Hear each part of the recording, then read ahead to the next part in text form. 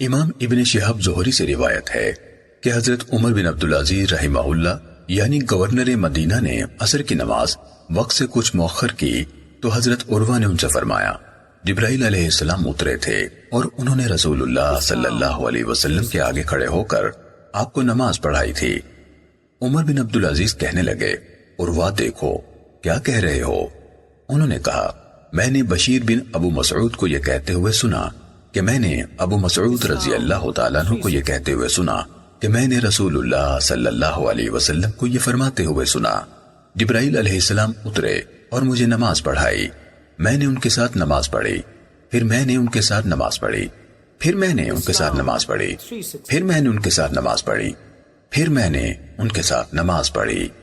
آپ صلی اللہ علیہ وسلم نے اپنی انگلیوں پر 5 نمازیں شمار کی۔ سنن نسائی حدیث